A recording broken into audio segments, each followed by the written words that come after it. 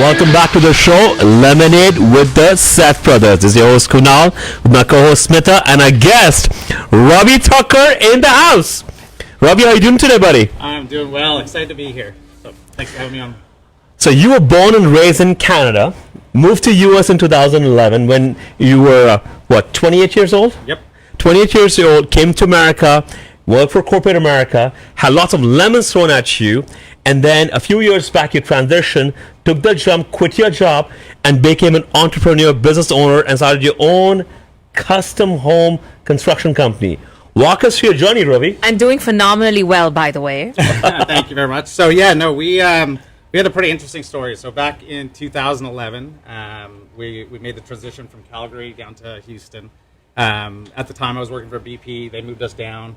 It was right after the oil spill had happened, so they were staffing up down here in Houston. Really enjoyed working for that firm. Had a great few years, and then ultimately opted to transition to another super major. So at that point in time, oil price had been doing well, but ultimately, being told to adjust the mic. Sorry.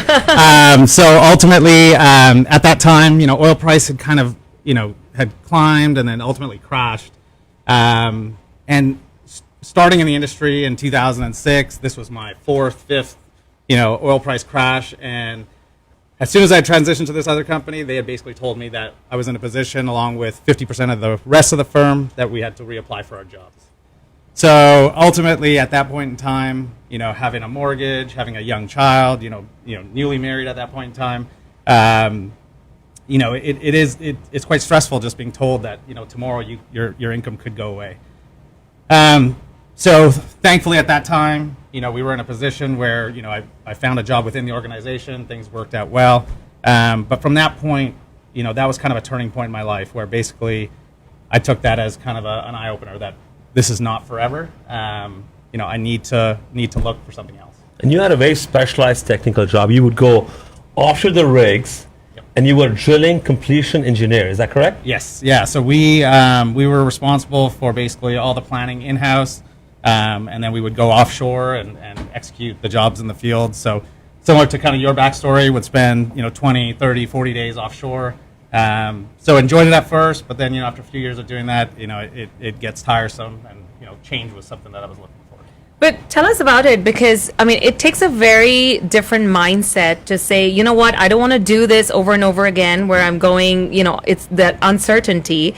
And with a young, child and wife, like, what was that conversation like? What made you switch? What was that mental, mindset shift? Yeah. So thankfully, I have a very supportive wife who is okay with me taking risks and her supporting us. So we were in a position at that time where she was willing to basically sell everything we had. So we basically sold our home.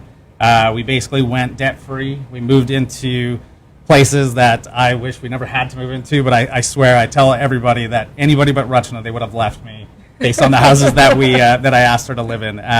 But ultimately, she was willing to support that. She actually also went back to work so I could pursue my dream, which I'm very, very thankful of.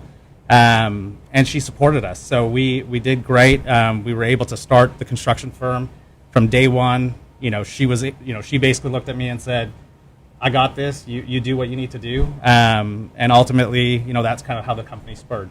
So having that support system behind you, it's unbelievable, right? You had a beautiful home in Sugar Land, a lakefront home. And what you're sharing with us today is you had a great, comfortable life, great paying job, top oil and gas company, but you're not happy, you're not content there, because you got a jolt a few years back, where they said your position could be dissolved. Yep. Well, thankfully, you found another position within the organization, and you continued working. Yep. But you do not want to have a position where they said, today is your last day, Yep. or you're done from over here. And then that's when you talk to your wife, who was supportive.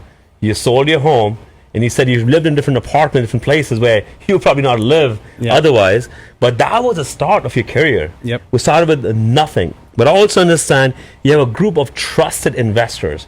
You first prospected them, and they are the backbone where they provide the funding, financing. But the vision of designing homes, vision of finding opportunities, lots, door knocking, I mean, it's a process. It is, yeah. It's nothing given on a platter. So you had to start from zero. And with the engineering background, how did that help you get into construction? What was the dots that connected over there, Ravi? So, I'm forever thankful for corporate America, right? So corporate America does fantastic things in training folks, in helping them, grow from a student, essentially post-university, into something, right? Thankfully, a lot of the processes that we've implemented into our company comes from my experience in oil and gas. So for anybody listening that's worked for a super major, the major, the MCPC process, where it's a kind of a major projects process, we've been able to implement that into our company. So when communicating with a lot of the professionals that we are trying to sell to, we can instantly relate in that form. The big companies became big being efficient, right? Until they're not, because they've become so big. So we've been able to take a lot of those learnings and implement them into what we do now. In addition to that, we are working now with government organizations and different, places like that I feel a lot of the experience that I had from corporate America has been able to kind of transition us into that quite simply, quite easily. So what does Rachna say now? Well, so thankfully, she's got her house now, so I think she's happy there. But I look back at it, and she thankfully for the last 5 years, she did a great job in kind of supporting us, making sure that our son Dave was taken care of, and really helped us transition through that period. So yeah, really absolutely. exciting. No, and we vouch for that because we've seen that as well. But I'll tell you, I think, Ravi, what you said was definitely very important for all three of us, right? We all came from corporate America, and there's definitely, like you said, something that we've taken away. I mean, for example, for me, I feel like professionalism and systems and processes is something that I've taken away, and like what you said is efficiency that you've taken away. Kunal, I mean, it's definitely, there's a reason why when you go into entrepreneurship like Ravi did, you bring something with you everywhere you go. Yeah, 100% agree. And like Ravi was saying, had I got into real estate straight out of college, or had you got into home building straight out of college, we would not be where we are today. No, not by it's the grind of corporate America. It's the mindset. It's the professionalism. What's funny is, when I'm working in my company and I ask a client or somebody to write an email and I say, would you mind BCCing someone? And they look at me, BCC? Right. Are you saying a curse word in Hindi? What the hell is BCC? And I say, it's blank carbon copy. Yeah. A simple concept, writing emails effectively, is unknown to most people. So I 100% agree, having a corporate America experience, the background, the foundation, is what makes us successful, because you apply those strategies of having professional meetings, having effective communication, budgets, planning, projections. That's what makes us successful. Absolutely. Yeah. And, corporate America, like I said, going back the first 10 years, 11 years of my career, it's great, right? I mean, it's a very linear process. Basically, you start an organization, you keep grinding, you get promotions, you kind of work your way up the food chain, and all is great until it's not. And then ultimately at that point, some people kind of slave away at it, which is great, and they can make full careers out of it that are very successful. But ultimately, it was a point in my life where I felt that it was I was at a crossroads, right? I mean, the oil and gas industry is doing phenomenally well right now, but after 5 or 6 downturns, being right at the drilling bit, right? That's kind of the first budget that generally goes. Mm-hmm. It was kind of a point in my life where I felt I have to kind of deviate. Otherwise, as children grow older and, demands become higher, you kind of have to kind of support yourself. If you really want to get what you want, which is financial independence, you have to quit your job. Right. Right? Yep. I remember when we were considering quitting a job, you also thought about creating a safety net, joining Rice University for your MBA, which was going to cost you about six figures, $100,000. You thought, well, my employer is going to sponsor that. Let me get my days off from BP, get my MBA while I pursue my career in the builder world. But then your light bulb went on. I said, nope, if I got to do it. So this is actually a great story, because I think it involves the two people standing to the left of me here. So we, as you guys know, when I initially went and gave notice, basically the company that I was working for came to me and said, why don't you just take 2 years time off? We'll, go do your MBA, and we'll take it as an educational leave of absence.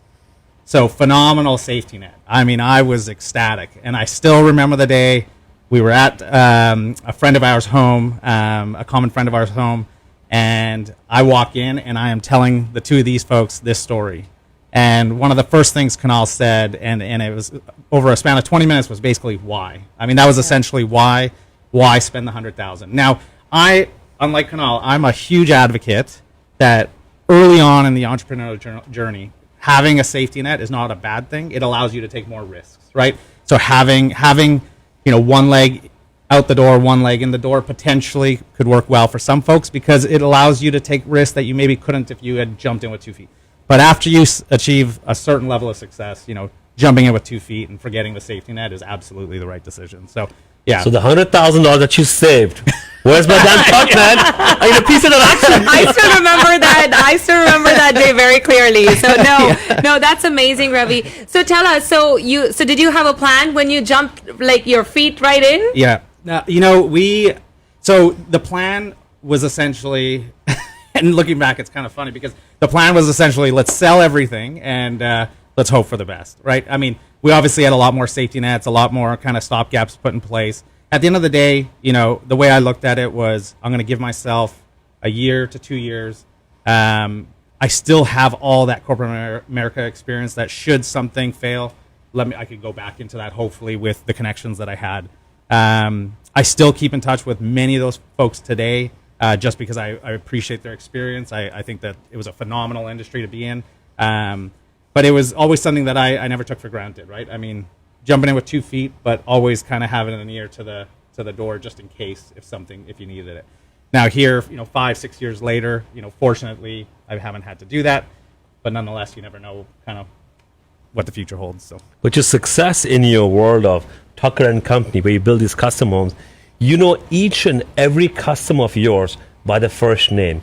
You personally walk through even though you have several employees, several construction managers, but you know every home at the back of your hand. You walk each home multiple times a week.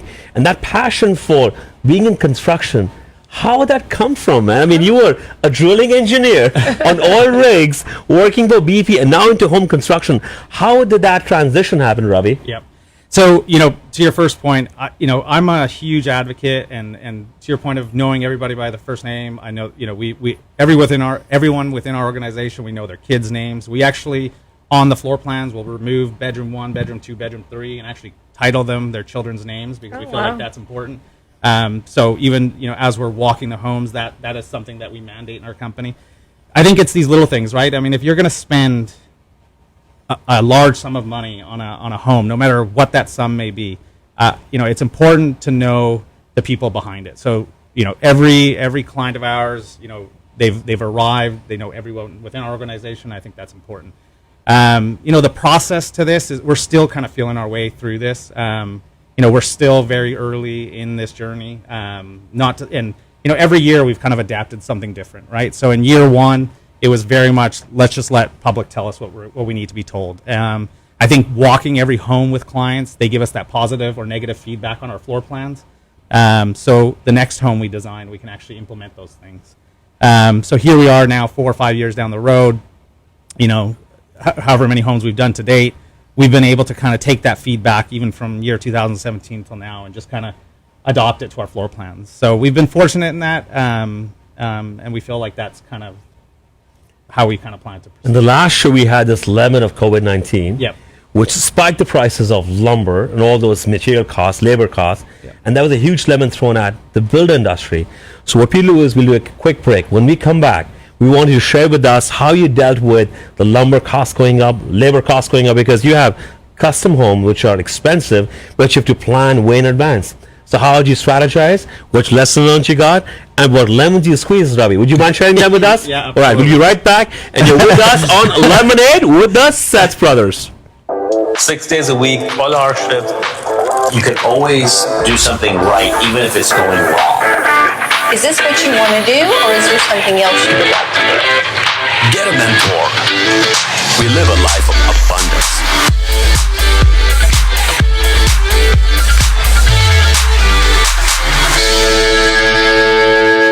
Invest, buy or sell. The most ethical name of Houston real estate. The SethBrothers.com. Builders specials. Ground up construction. New home, buy, sell, or lease. Houston's #1 specialist in real estate. The SethBrothers.com. Fastest growing real estate company now hiring realtors and offering great return on investment properties around Woodlands, Galleria, and Fort Bend. Call Kunal Seth at 1-855-SETH-BRO. That's 1-855-SETHBRO. 1-855-736-4276. License number 624799. A division of eXp Realty. Fastest growing brokerage in America. Call Nilani Seth with Style and Stage at 832-344-8987 for motorized roller shades, blinds, and shutters. They have direct access to manufacturers in the U.S. Mention Hum FM to avail a 10% discount. Call Nilani Seth with Style and Stage at 832-344-8987 for motorized roller shades, blinds, and shutters. 60,000 square foot commercial retail space is for sale. You heard that right. 60,000 square feet of commercial space for sale. This unique commercial opportunity is located right off Grand Parkway 99 and sits on 6 acres of land. With 60,000 square feet, you can create your brand new business or grow your current one. With a great high traffic location and space, the possibilities are endless. So call Kunal today at 832-543-3222. Again, that's Kunal at 832-543-3222. 6 days a week, all hardship. You can always do something right, even if it's going wrong. Is this what you want to do, or is there something else you would like to do? Get a mentor. We live a life of abundance.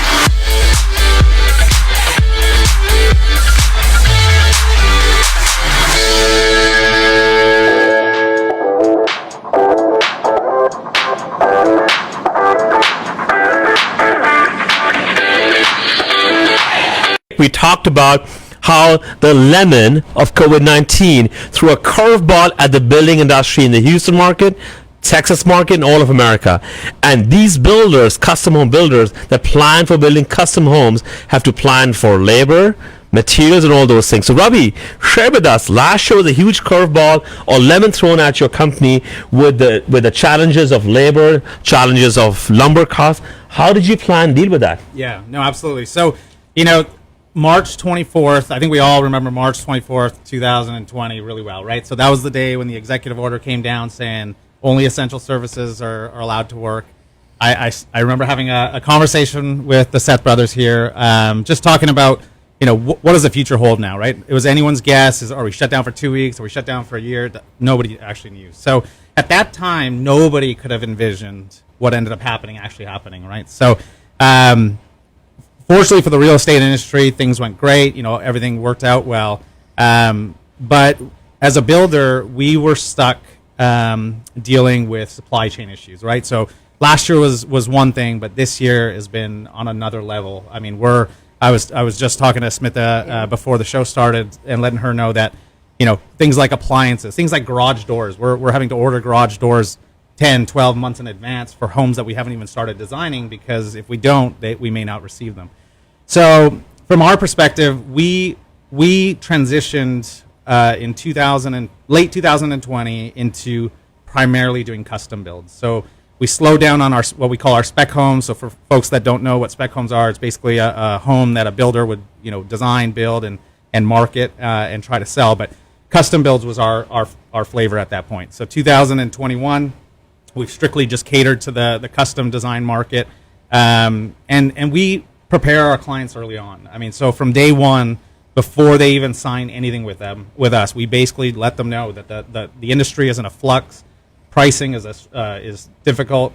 We want to protect their best interests. So if their budget is whatever it may be, we make sure that we're planning for unforeseen costs. Now, in your contracts, Ravi, which typically are builder protective, that's the industry, did you guys have any escalation clauses where if certain materials go up, the cost is passed on to the customer, or when you sign the contract, that sets the bar or set the price? So we we did have some escalation clauses in our contract paperwork which protected us. But you know, when you're working with the clientele that we are accustomed to working with, I mean, that is the hardest pill to chew, right? Walking into a client's home and saying, "Hey, I got to pass this $40,000 on to you because of the contract." So what we chose to do early on was basically say, "Look, let's take a step back. We know costs are out of whack. Let's sit down and what happens to this design if lumber goes up 10 grand? What happens if it goes up 40 grand? And let's talk through this, because the last thing we want to do is start off the build by with that type of a relationship." So, like I said, we don't put the word bedroom on plans, right? We have their children's names on these plans. So we immediately try and create that connection. So yes, we're protected. Do we want to use that? Not really. So we would coach them up on that. But I think the key, as you said, Ravi, is clear communication. Yeah, I mean, you are absolutely. letting them know ahead of time. You are making it very clear. I mean, I absolutely love the fact that you put kids' names on the bedrooms. I mean, Yeah. that's amazing. So absolutely, I mean, your customer service is crystal clear, and transparency is what I'm taking away from this. Absolutely. And that, you know, when people, you know, trust is the biggest thing in life, right? I mean, in any facet of our lives, if we ruin trust as friends or as associates or whatever it may be, I mean, that process is done at that point, right? So we try and cater to that type of a relationship where if I was in their shoes or if any one of our team members was in their shoes, what would you want to hear, right? The last thing you want to hear is, "Hey, remember that paperwork that you signed?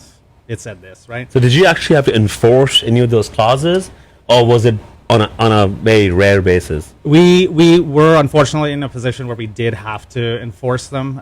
Thankfully, the conversations were much more streamlined and smooth. They did not, you know, they were not very kind of conflictive in nature by any stretch. So we did in late 2020 and the first part of this year, we did have to enforce many of those clauses. In addition to that, you know, we also had counter to that. We actually had a few lots that we had where we had designed the homes, we had permitted the homes, we had you know, had a scheduled date to break ground, and ultimately chose to pause. And then we had clients come in saying, "What amount of a check can we write you to get started?" Because at the end of the day, we were just looking to cover that delta, right? It wasn't a money grab of any sort. It was just, "Hey, we can't afford to start because lumber prices were high." And we had a number of clients come to us saying, "Here's a check for the delta, so please get started," and, you know, put it on a contract. So we were very fortunate from that perspective. I mean, March 24th of last year, right? Who knew, right? Right. And here we are today. In the last few months, lumber costs have gone down. Yep. So are these same customers expecting a downturn, so a correction in the contract? They are, but I mean, if right now, I mean, lumber prices have come back down. They're now back on the rise again, but everything else has skyrocketed, Yeah. right? So I used garage doors as the example. I mean, we used to pick up the phone and say we need a garage door, and we would pick from a magazine, and they would have it to us within 4 to 6 weeks. And now we're purchasing garage doors in mass quantities because we're not confident they're going to come in time. So it's just we're living in a very bizarre world at this moment. So in the auto industry, we have some crazy chip that's not being sent over, and we have thousands of cars sitting in lots. So what's that camel? What do you call that roadblock in your industry? Is it the garage door openers, or what is it?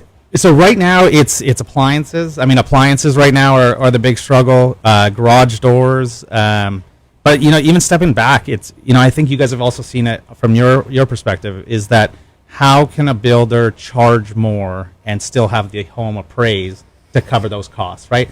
We're now in this kind of battle between lenders and appraisers and builders and realtors, and how do we all come together to get the client what they are looking for, with all parties leaving like they were successful in that transaction. So Interesting. So it's lemons. Yeah. You made some lemonade. That's right. yeah. All the clauses. Yeah. So share with us now, you know, your journey from being an employee to being an entrepreneur. Yep. What aspects of that you applied as a business owner that you want to share with people watching us or listening to us, that any business owner, whether they are selling cell phones, have a grocery store or a gas station, what entrepreneurial skill set would you apply to any business today, Ravi? Yeah. So, you know, entrepreneurship is one of those things that no amount. I firmly believe this. No amount of coaching can prepare you for the challenges that come from entrepreneurship, right? So, you know, we joke, you know, lemons to lemonade, but there's so many things that happen in between the lemon to lemonade process, right? So when I left corporate America, I go back to the point where when you're working for a big firm, everything feels very linear, right? You're constantly sitting down with a team lead and you're understanding what your next role is and what it's going to take to get there, and everything's predefined for you. And ultimately, if you follow the roadmap, you will get to where you want to be until all that stops, right? Because at some point in that linear kind of space, they're going to cap you at some level. In entrepreneurship, you have to prepare yourself that not everything is linear. Actually, everything is not linear, right? I mean, everything is up, down, and you have to learn from every single thing that you do, because if you don't, you're going to drive yourself out of being an entrepreneur. I think in addition to that, one thing that I truthfully wasn't prepared for, and there's times where it is a challenge, is that entrepreneurship is very lonely. I mean, it's a very lonely space, right? So you come to the table and you have to know all the answers, right? And you know for a fact that not every answer that you have is going to be right, and maybe only 10% of them are going to be right. But as a person that has chosen that path, you need to do what you need to do. But it is a lonely space, because in corporate America, you could go back and you could talk to a superior, or you could talk to somebody else. In addition to that, I joke with a few friends of mine, like when I worked for these companies, like every day at 9:15, we'd be in the break room having a coffee together. And now here I am, like in a drive-through at Starbucks, grabbing a coffee, sitting there by myself, thinking, man, it's a lonely space. So there's a lot of learnings there that need to kind of happen. And so, which actually leads me to this little gift that I bought. So can I ask you? Wow. So Yes. okay, so we joke that from lemons to lemonade, right? And I watch your show religiously, and so Bindu, you guys had Bindu here a few weeks ago, who I do not know, but I was amazed by her story and her background. And she bought you guys lemonade. Lemonade. Right? And I thought, after kind of everything that I've been to, like it's got to be lemons to hard lemonade. Because at the end of the day, now we can't drink this, I'm sure, and I probably broke some laws here. It's just lemonade. But I think this is more fitting of the show, right? We should rebrand it. We were just talking about it, by the way, outside just before you got here, Ravi. So you read our minds. No, it's not. It's not. Oh, it is. I know. Thank you so much. Smita, That's amazing. I got you guys all. Thank you. I apologize. I know we're probably breaking some rules. Oh, okay. We have someone who's ready. Here you go, Ravi. Well, thank you. Those of you watching, Mike's Hard Lemonade. When life throws you lemons, what do? You got hard lemonade. You make hard lemonade. Cheers. I know. But I really loved your lessons, Ravi, that you had talked about. And I absolutely agree with you. I do think entrepreneurship is a lonely space, because you wear 5 billion hats, and you have to figure out a way for everything by yourself. And if it's the right decision, yay. I mean, it's your right decision. If it's a wrong decision, it's your wrong decision. And tomorrow morning, you better find another solution for it. That's exactly right. Right? But what did you do? I mean, and let's talk a little bit about your story as well. As you started your journey, entrepreneurship journey, Yep. you did have a partnership. Yes. And then you kind of did your own thing as well. So how was that? I mean, how was it having a partner and then moving into your own space? And what does it feel like right now? Yeah. So, I mean, I think people come into your life for many different reasons, right? I mean, I think we all agree to that, looking how when we moved down, and the fact that I was kind of blessed to meet a lot of folks down in Sugar Land, where I initially lived, that really kind of started this whatever you want to call it, a fire to kind of become an entrepreneur. It's always great. So early on we did have a partner, and she was absolutely fantastic. She took care of a lot of the design elements of our homes early on, or in the first couple of years of the firm. And I was able to kind of learn a lot from her. I mean, she's a brilliant mind, did great things. But ultimately, partnerships are really difficult, not only between friends, but between family. Everybody kind of has their own ways of how they want to work, how they envision the company growing. And so we had a great discussion. It was very, very mutual in the sense that they wanted to kind of go their own ways and really pursue more of the design aspects of things, whereas we really wanted to kind of grow it more from the construction side, still a lot of the design side, because we do maintain all the designs in-house, but then also kind of grow it, right? So right now we we are kind of growing to different markets, right? So we're in 2022, we're going to be building 30 homes in Austin. We're looking at land up in Dallas. We wanted to kind of grow more of the construction aspects of it. So it was merely a, this is kind of what we want to do. This is what we want to do. And at that point, we were early enough in the company's, life that we could make that split very, very clean. And she's doing great today. We're doing great today. And, kind of that's the end of that. So a lot of learnings from that too, right? I mean, at the end of the day, all these different things like we talked about in entrepreneurship, you have to kind of learn from everything, right? If you don't, you're going to be behind the eight ball, and chances are you're probably setting yourself up for failure. So all these little elements, kind of worked in our favor, and away we went. So. Absolutely. Guys, we are talking to Ravi Thakkar. We're on Facebook Live, so join us on Facebook Live, also on 103.5 FM, the Lemonade with the Seth Brothers, and call us at 1-888-749-1035. Call us to ask Ravi questions about the construction industry, what's going on right now, or call us for one of your free tickets to the event on Wednesday. Guys, we're going to take a quick break, and we will be right back. 6 days a week.